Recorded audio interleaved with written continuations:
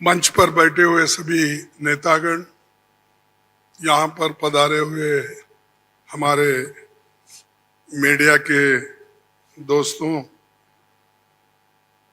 सारे नाम लेने की वजह से यही बेहतर होगा कि जो कोई स्टेज पे बैठे हैं सभी को मैं नमस्ते करते हुए अपना 4 शब्द आपके सामने रखूंगा। आज की ये जो बैठक हुई ये बहुत ही ठीक ढंग से सभी पार्टियों ने मिलके चलाया। इसका उद्देश्य क्या था ये तो उद्धव ठाकरे जी ने कहा है और हम इसकी कोशिश बहुत दिन से कर रहे हैं। जब मैं बेंगलोर में था उस वक्त भी जो वहाँ पर मीटिंग हो गई थी, इससे पहले पटना में हो गई थी, उसके पहले तैयारी के लिए हमने मेरे घर पर भी राहुल साहब और नीतीश साहब, तेजस्वी और हमारे पवार साहब सभी मिलके एक बार बात किए। उसका एक ढांचा बना। उसके बाद जो नीतीश साहब के पटना में पहला मीटिंग हुआ, उस मीटिंग में एक एजेंडा तय करने की बात हो गई और उसके बाद में बेंगलुरु का हुआ। अब यहाँ पर मुंबई में आज सभी लोग मिलके अपनी बात को रखे और खास करके सभी को एक ही, सबका उद्देश्य एक ही है कि महंगाई को कैसा कम करें, इसके लिए कैसा लड़े, अनएम्प्लॉयमेंट के लिए कैसा हम लड़े। और इतने प्राइसेस जो बढ़ रहे पेट्रोल और डीजल के, और खास करके मोदी जी हमेशा 100 रुपए बढ़ाते हैं, 2 रुपए कम करते हैं। अब पेट्रोल की, एलपीजी की जो दाम थी वो मोर और लेस डबल हो गई, लेकिन उन्होंने उसमें से सिर्फ 200 रुपए कम किया, यानी 700 बाकी रहा।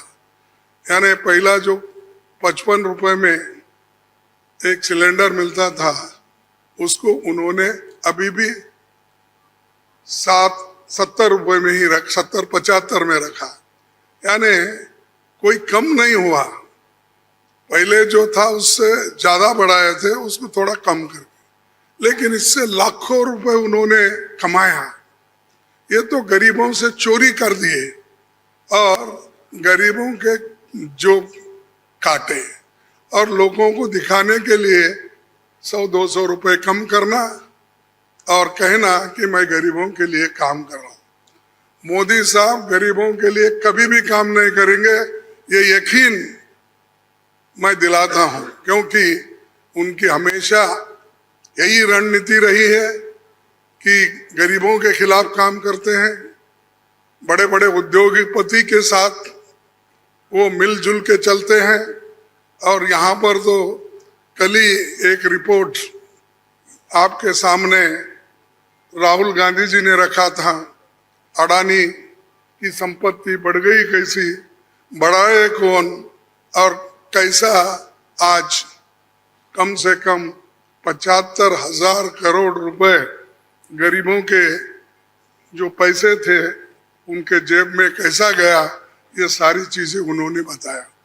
तो ये जो है, इसके खिलाफ लड़ने के लिए जो बड़े बड़े सरमाएदार है और उनको जो पैसा जा रहा है हमारा गरीब का, तो उसको रोकने के लिए इंडिया जीतना जरूरी है। और इंडिया जीतने के लिए ही इस मंच पे सभी लोग बैठे हैं। तो इसीलिए हम एक जो तय किए हैं, जो रेजोल्यूशन भी हम आप देखे हैं, और उसी ढंग से उस रेजोल्यूशन पे काम करेंगे। हर जगह मीटिंग करेंगे, हर स्टेट कैपिटल में हम जाएंगे और जो ये मुद्दे हैं, इन्फ्लेशन का हो, अनएम्प्लॉयमेंट का हो, हर चीज की जो बढ़त हो रही उसका हो, और ऑटोनोमस बॉडीज को सत्यानाश कर रहे हैं, और चाहे ईडी, सीबीआई, विजिलेंस, हर एक ऑटोनोमस बॉडी का मिसयूज कर रहे हैं। ऐसा कभी नहीं हुआ। मैं भी मोर और लेस शरद पवार जी साहब के बाद मेरा नंबर लगता है। मैं भी 55 साल से पॉलिटिक्स में हूँ और 52 साल से एमएलए, एमपी, राज्यसभा का मेंबर हूँ। मैं ऐसा नहीं देखा, कोई ऐसा चीफ मिनिस्टर किया नहीं ऐसा। लेकिन आज मोदी सडनली और एक बात की कि बिजनेस एडवाइजरी कमेटी को नहीं पूछे, अपोजिशन लीडर को भी नहीं बुलाए, किसी को बुलाए बगैर वो पार्लियामेंट का डेट देकर स्पेशल सेशन बुला रहे हैं। अरे स्पेशल सेशन, मणिपुर जल रहा था तो आपने नहीं बुलाया, कोविड के वक्त नहीं बुलाया, जब आप चाइना अपनी जमीन हड़प कर ले रही है, कब्जा कर लिए, उसके लिए नहीं बुलाया। लोग तंग और तबाह इसमें ये हमारा नोटबंदी के वक्त परेशान थे, माइग्रेंट वर्कर परेशान, उस वक्त नहीं बुलाया। जब जब मुल्क अपने मुश्किल में रहता उस वक्त उन्होंने कभी नहीं बुलाया। अब क्यों बुलाए मुझे मालूम नहीं, आज का एजेंडा क्या है उनका मालूम नहीं। तो ये देश चलाने की रीत नहीं है, ये उन्होंने आहिस्ता आहिस्ता डिक्टेटरशिप की तरफ जा रहे हैं। और ये ध्यान में रखना चाहिए कि कभी वो मीडिया उनके साथ है, वो एक उनके दिमाग में है, प्रेस मीडिया हो, टीवी हो, ये सारी चीजें मेरे पास है, ये उनका कहना है। और हमको कभी कभी ऐसा दिखता भी है, माफ करो क्योंकि मैं ऐसा बोल रहा हूँ समझ के, आप गुस्से में आके हमारे खिलाफ मत लिखो।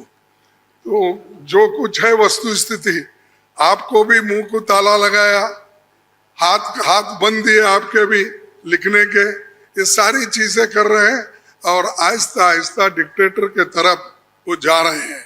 तो हम इसके खिलाफ लड़ने के लिए, उनके विचारधारा के खिलाफ लड़ने के लिए, उनके जो कुछ भी ये करप्शन, बड़े करप्शन, उनके जो इंस्टीट्यूशनल करप्शन होते हैं, ऐसा छोटा मोटा करप्शन वो नहीं करते, लोगों को नहीं दिखना वो पूरा। लेकिन सीएजी रिपोर्ट में दिखाया है कितने करोड़ घपले हो गए हैं। तो उनका करप्शन इनविजिबल है और वो हमेशा अपनी बात ये कहते हैं कि मैं किसी को न खाऊंगा न किसी को खाने दूंगा। लेकिन खाने तो सबको दे रहे हैं, अपने को जो चाहते हैं उनको तो दे रहे हैं, लेकिन लोगों को भूखे मार रहे हैं, लोगों को कुछ नहीं दे रहे।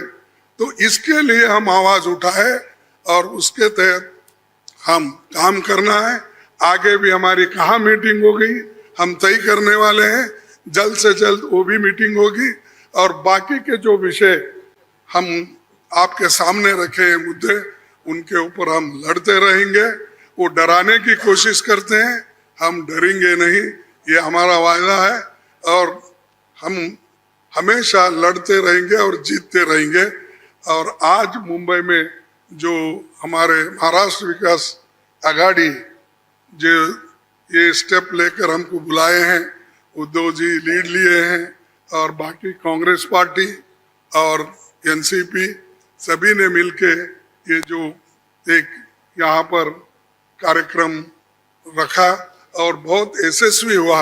इसलिए मैं उन महाराष्ट्र विकास आघाड़ी के सभी नेताओं को धन्यवाद देता हूँ और आप सभी को भी मैं धन्यवाद देता हूँ, क्योंकि आगे की और भी मीटिंग्स है, वो डेट टाइम सभी बताएंगे और कहाँ कहाँ मीटिंग हमारी होगी बहुत से 5-6 जगह पब्लिक मीटिंग होगी, वो भी हम आपको बताएंगे और काम करते रहेंगे और मजबूती के साथ काम करते रहेंगे। इसको ढीला करने की कोशिश मोदी जी कितना भी कोशिश करे, हम वो डरने वाले नहीं है। इसीलिए मैं इतना ही कहूँगा कि उन्होंने तो हमेशा मोदी जी झूठ बोलते ही रहते हैं, लेकिन लोग उनको सच समझते हैं। लेकिन अभी भी मराठी में एक कहावत है, खोटा बोला पण रेटून बोला, तो ऐसा उनका है। इसीलिए सब झूठ बोलते जाते हैं, लोगों में भ्रम डालते हैं, तो वो सबको हमको एक्सपोज करना है, हम करते रहेंगे। धन्यवाद।